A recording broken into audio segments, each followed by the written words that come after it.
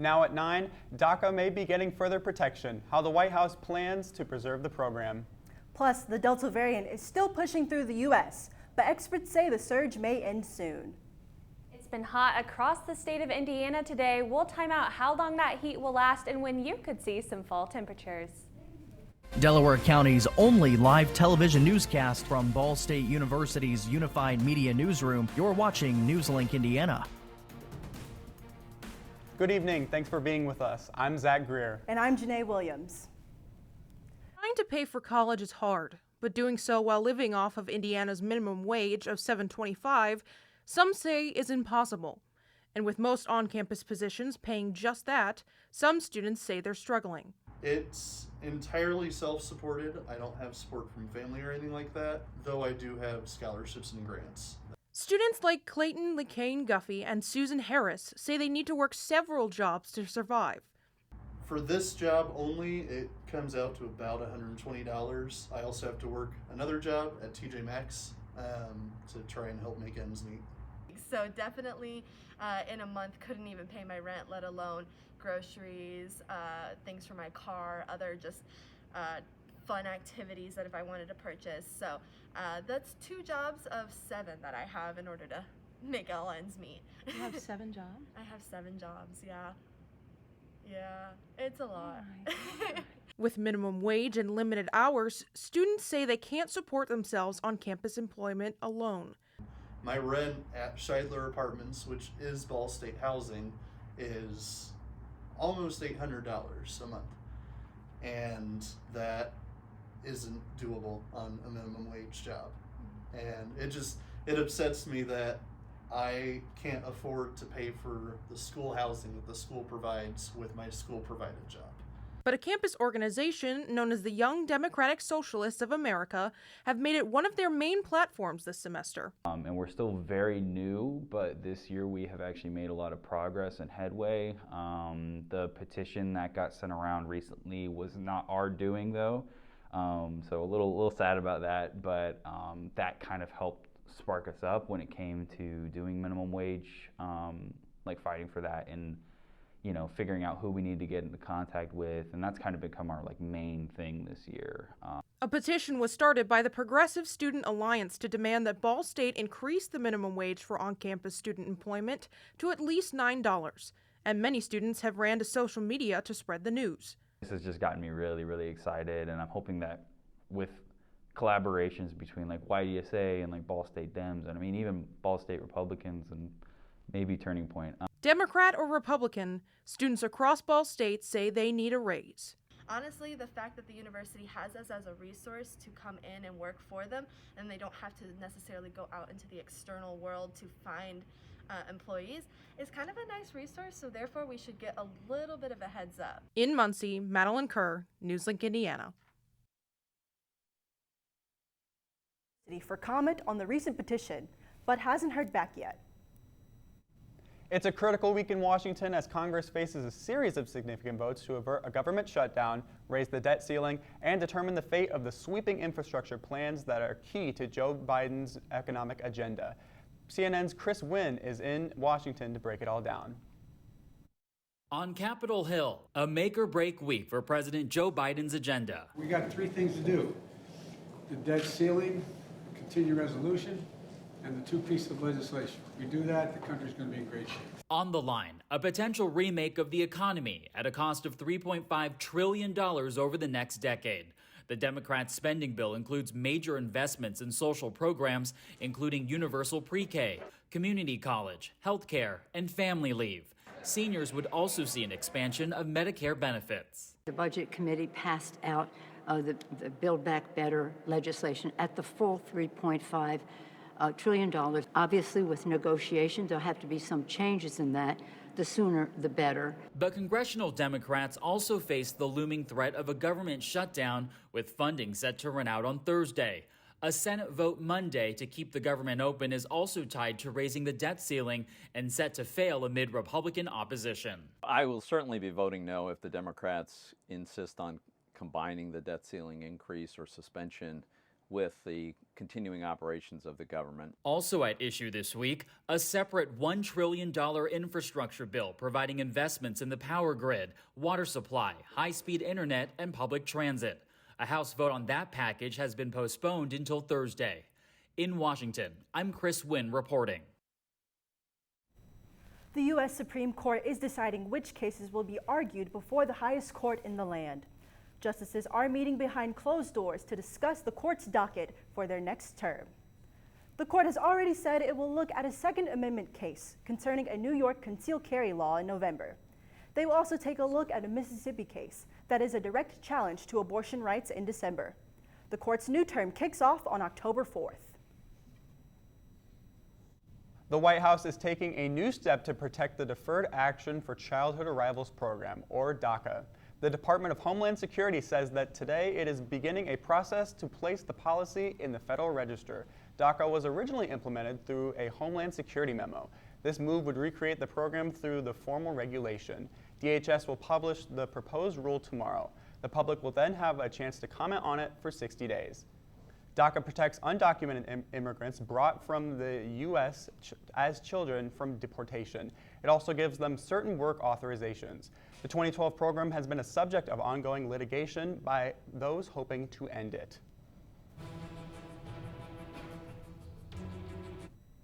President Joe Biden has received a COVID-19 booster shot. Last week, federal health officials approved Pfizer's booster dose for people 65 and older, 6 months after their last vaccine. Biden got his first 2 doses of the Pfizer vaccine in January. Before getting his shot, the 78-year-old urged people to get vaccinated if they have not already done so. He also said First Lady Jill Biden will be getting her booster shot soon. Delta isn't done. Over the next few weeks, health experts expect new cases of COVID-19 to go up again, hitting different regions at a time.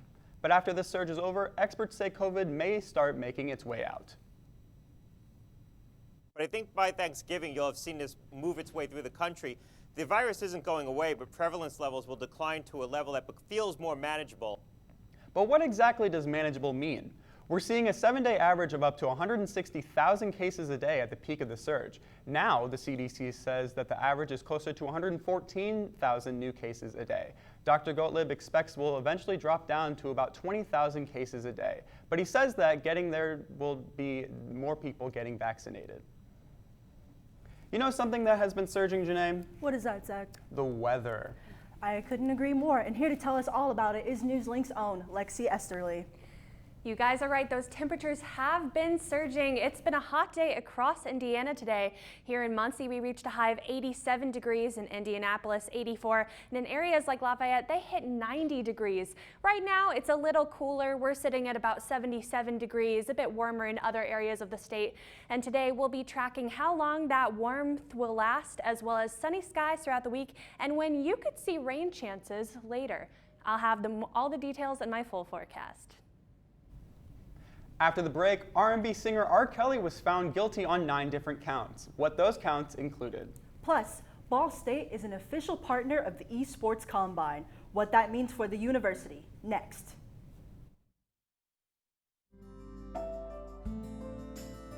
Riding the bus is an easy thing to do. Last year, we carried 60,000 riders from the Ball State area. 50,000 of those were students.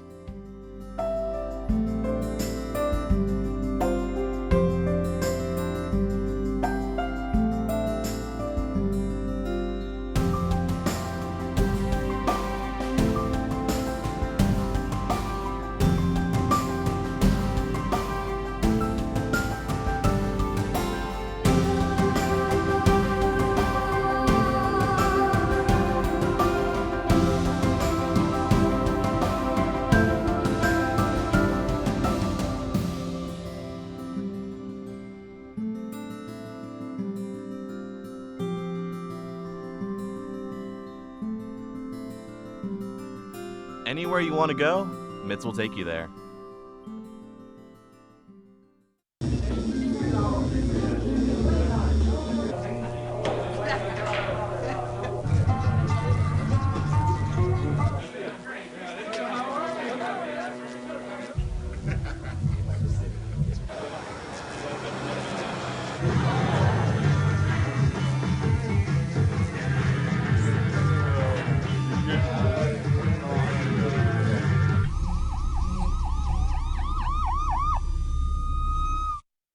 So, I just moved in with this family, and it's embarrassing. The little one, he likes to go outside and crawl around in the giant litter box. I don't know what he's doing. I mean, I was born and I knew how to use the litter box. Look at that! That's disgusting! Oh, poop already! You're making me nervous. Oh, okay, I can't look at this anymore. I really hope he grows out of this, for his sake. The U.S. saw a rise in fatal violence last year. The FBI released its 2020 Uniform Crime Report today. It showed the number of homicides increased nearly 30% from 2019. That's the largest single-year increase since the FBI began tracking these crimes in the 1960s. Last year, there were more than 21,500 killings, a total not been seen since the mid-1990s. While violent crimes increased by 5%, overall crimes decreased by about 6%. The FBI collects statistics from law enforcement agencies across the country, but many do not participate. Several large cities like New York, Chicago, and New Orleans did not submit data. Today, a federal jury found singer R. Kelly guilty of all charges against him. Kelly faced a total of 9 counts, 1 count of racketeering, with 14 underlying acts that included sexual exploitation of a child, kidnapping, bribery, and sex trafficking charges. He also faced 8 additional counts of violations of the Mann Act, a sex trafficking law. The verdict comes 13 years after Kelly was acquitted of child pornography charges at an Illinois state trial. Kelly could face decades in prison at sentencing, which is set for May 4th next year. There might be new clues in the manhunt for Brian Laundrie as police continue to investigate the death of Gabby Petito. The FBI showed up at his family home in Florida Sunday to collect possible evidence, issuing a federal arrest warrant for the use of unauthorized devices. Also this weekend, Petito's family and friends held an emotional service remembering the 22-year-old. There's a trip that you guys want to take it now. Do it now while you got the time. If there's a relationship that you're in that might not be the best thing for you, leave it now. Now rewards for tips to find Laundrie's location are totaling $30,000. Laundrie has not been named an official suspect in Petito's death. The man who tried to assassinate President Ronald Reagan in 1981 could be free next year. The Justice Department has reached a deal with John Hinckley Jr. for an unconditional release, but the agreement still needs a judge's approval. Hinckley has been out of a mental hospital since 2016. He was living with his mother until she currently died. He is currently under strict conditions, including restrictions on his movements and internet activity. The new deal would remove those restrictions. If approved, the agreement would go into effect next June. Reagan and 2 officers were wounded in the shooting, but then Press Secretary James Brady suffered a gunshot wound to his head and was permanently disabled. His death 33 years later was ruled a homicide. Ball State's esports has recently become an official partner of the Esports Combine. The esports program serves many purposes here at Ball State, whether that's for academics or joining their club. Now that the university has partnered up with the Esports Combine, this has opened doors for many opportunities for students and players. Dan Marino, Director of Esports, explained more about the partnership with the Esports Combine. Our friends at Indiana Sports Corp put on a yearly esports combine in Indianapolis, and through our relationship with them, we were able to get in touch with the organizers of the event, Harena Data, and working with them, we kind of have a shared vision of what esports can be. For more information on the esports program, visit ballstatedaily.com. This weather is the perfect time for you to play your Nintendo Switch or go outside. Lexi, is this weather going to continue? This weather is going to continue, and we'll see some nice temperatures even tonight. We're in the upper 70s right now, but that'll start to drop into the mid 60s. We'll time out when the heat will return after the break.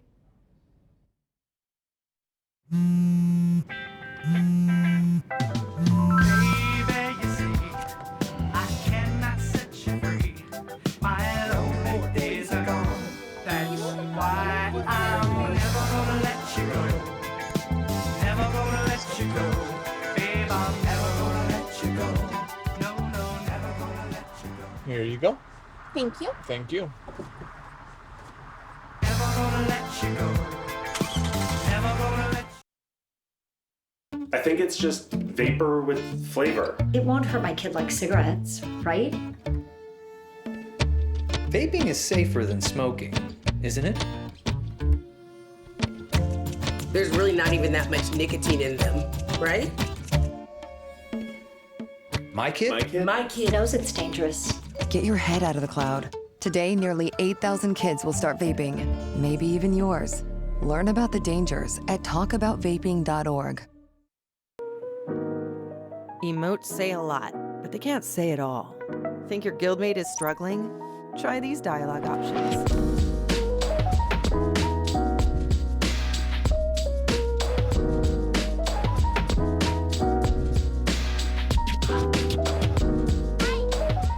Go beyond emotes. Check in with your guildmates at seizetheawkward.org.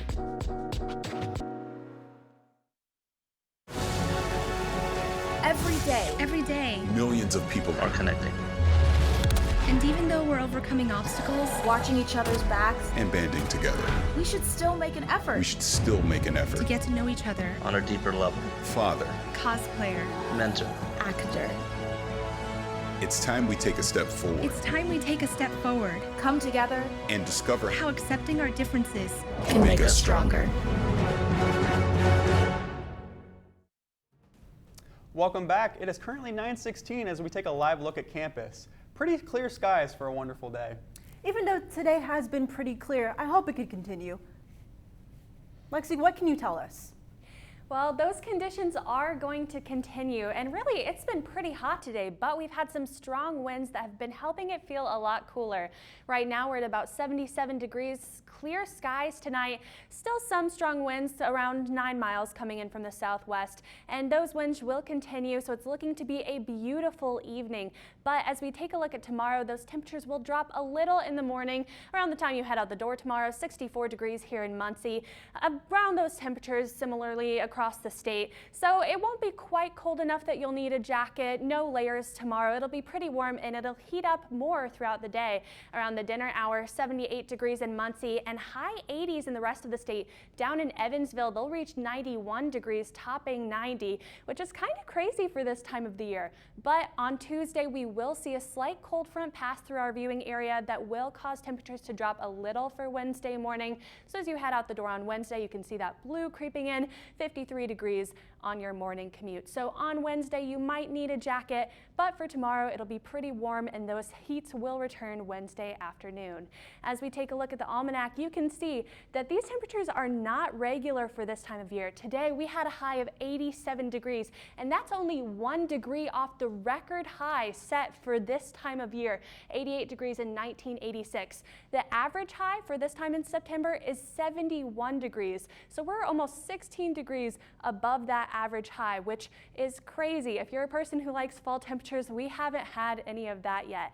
And the reason for that is this warming trend that's happening across the country. You can see the Midwest in this red area, and we'll have some of these warmer temperatures from the plains advecting through the warm wind. That'll keep us warm throughout the rest of the week. So for tonight, you can see 73 degrees, clear evening. Those winds keeping us cool and beautiful for any outdoor activities. For tomorrow, temperatures will drop a little in the morning. They'll heat up by noon around 73 degrees, just a slight breeze throughout the day, and reaching potentially 80 degrees later in the evening. So it'll feel warm just like today as we head into tomorrow.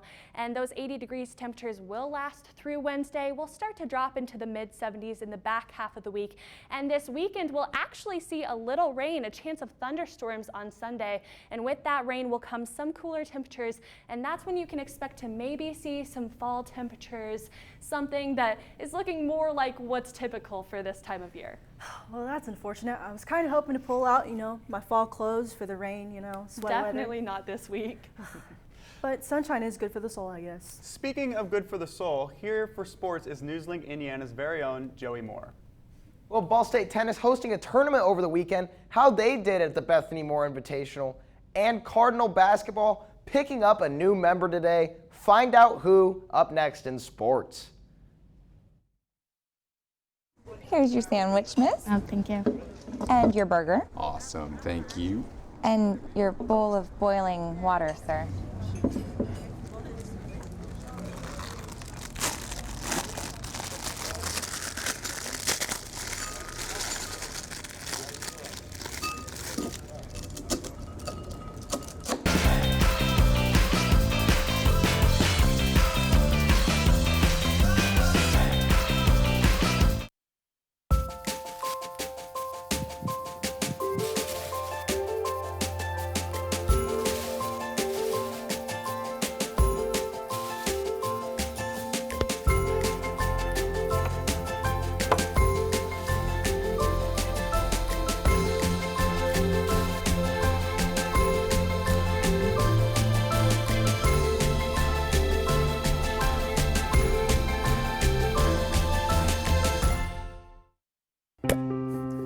After retiring from the NFL, I've been able to spend a lot more time coaching my daughter's basketball teams. It's something I love to do. Through our games and our tournaments, we see all types of coaching, good and bad. And it begs the question, do we really know who's coaching our kids? Do they have the proper training and screening it would take for me to be comfortable with my daughters playing for that coach? Our Youth Basketball Association made the decision to use trusted coaches to screen and train all of our coaches. I'm a trusted coach. Are you? So if one cat has 4 kittens who reproduce every 6 months, how many cats will there be in 5 years? Who's got it? Is this... What is that? Seriously? Who threw that? Cats are terrible at math, but they sure do multiply. Please spay, neuter, and adopt. The solution is 10. NewsLink, Indiana. I'm Joey Moore with sports. Ball State tennis opening up their season at home. NewsLink, Indiana's Caleb Zuver got into the season spirit to talk about their start. Ball State women's tennis swinging into fall action with the Bethany Moore Invitational at home. Their only home matches for the entire season. Yeah, I think we were pretty excited for our first home tournament this fall. And I felt like we just wanted to work together as a unit, you know, stick together every single point. And I felt like our energy was good and we could achieve that. Not only was it a good feeling to get back onto the court, but it was a special outing for the team to play in honor of their alumni. It definitely was an honor to play for Bethany. You know, we are always very proud of our alums, and it just felt really special for the whole team to play for her. Bethany Moore is a former Ball State tennis player, where she was named part of all Mid-American Conference tournament team with a career singles record of 58-39. Moore helped the squad reach organization history when they won both the MAC regular season title and the MAC tournament championship in her senior season. Bethany's very honest. She was very loyal. She always told you what was on her mind, but she was a true Cardinal. And the thing I loved the most was she had a different arc to her career. Like, it wasn't always straight up, you know. She had her ups and downs for sure. And at the very end of her career, she was able to really make a huge impact on her first ever MAC championship. After winning the MAC last year, the Cardinals picking up right where they left off, going 18-2 on the day, claiming 8 out of 10 singles championship slots. I think it was definitely a great test. I feel like we were challenged in every single match, and it just showed us like how strong we could came back after the summer and after winning MAC last year. The Cardinals look to keep their rackets swinging this weekend in Ypsilanti, Michigan, at the Eastern Michigan Invite. In Muncie, Caleb Zuver, NewsLink, Indiana. And serving things over to Ball State football, the Cardinals squaring off with Toledo in Muncie over the weekend. A game of fierce competitors facing it off against MAC competition for the first time in the 2021-22 season. Toledo making the right plays at the right time, with quarterback Daquan Finn running for a 70-yard touchdown, shifting the momentum of the game, coming out on top 22-12. Coach New discusses the game with hopes to learn from the experience and take it into next week. You know, I told the team in the locker room after the game, you know, we've been underdogs before. Tough times never last. Tough people do. We're going to stick together here. We're not going to point any fingers. I'll accept all the blame. That's my fault. I'm the head football coach here. Little basketball news tonight. After a historic career at Blackford High School, Luke Brown is coming home to Ball State. Brown was nothing short of spectacular during his time as a Bruin. He put up over 3,000 points in his time at Blackford, solidifying himself as the 4th highest scorer in Indiana high school basketball history. Brown originally committing to Stetson University, but this afternoon announcing a change of heart and coming back to Indiana to play for the Cardinals. And pretty exciting with Luke Brown coming back to Muncie, but what I'm really excited about was that just football is back. It's great to be able to go out to the games on Saturdays. Were you able to make it out to the football game this Saturday? Yep, I was able to catch it, and hopefully we're able to bounce back next week when we play Army at 2. Yeah, it should be a good opportunity to bounce back. Awesome. Thank you, Joey. Thank you. After the break, we're going to take a look at what's trending. Stay with us.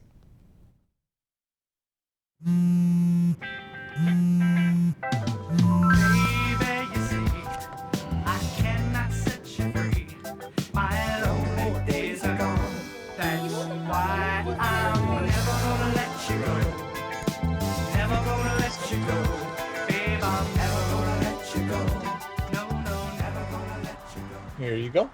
Thank you. Thank you. Never gonna let you go. Never gonna let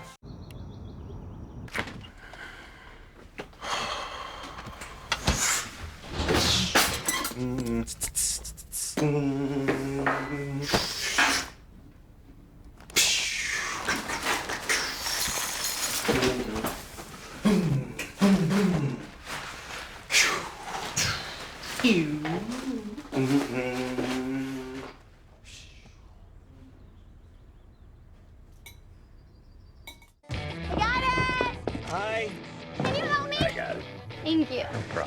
Just like the rules to surviving Zombieland, there are steps you can take to be prepared for an emergency. It's the right thing to do. Talk with your family to make a plan. Look for safe areas to meet up if separated. And stock up on supplies. It's never too early to get prepared, so start now. Right now?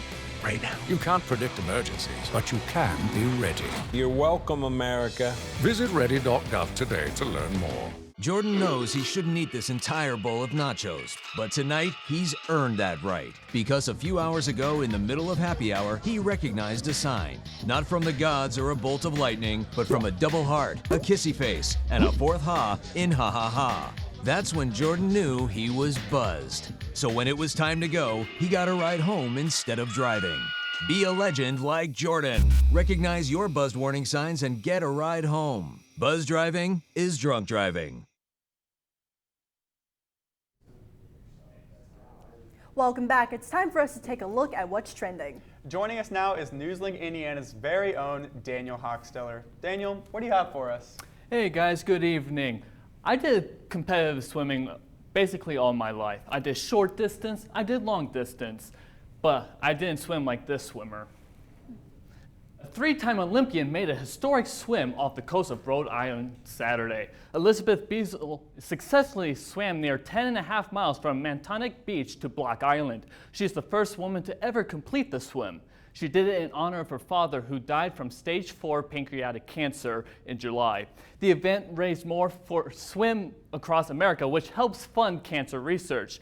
Beazle is an Olympic silver medalist and serves as Team USA swimming captain in 2016. Speaking of swimming, Alaska Canine Aquatics is an indoor swimming pool with a catch. It's exclusively for dogs. Most dog owners bring their pets to play, splash, and wear them out. But it's also good exercise for your 4-legged friends. The 18 by 25-foot pool is open to different families for 30-minute intervals, and the best part about it, it's open year-round. So pups, they get restless in the winter, have a place to shake off all that energy. And after that, they're tired out, a quick wash and a blow dry before leaving with tails wagging. You know, as a dog owner myself, I'm so happy to hear that from the story. Thank you, Daniel. Thank you. Take one last look at the weather. Tonight, let's toss it over to Lexi. Well, it'll be a warm week this week with some rain chances on the weekend. We'll have sunny skies and warm temperatures this whole week. Well, that's all tonight for NewsLink Indiana. Be sure to join us again tomorrow night at 9, streaming live on the NewsLink Indiana Facebook page. And for news anytime, anywhere, go to ballstatedaily.com. Have a great night.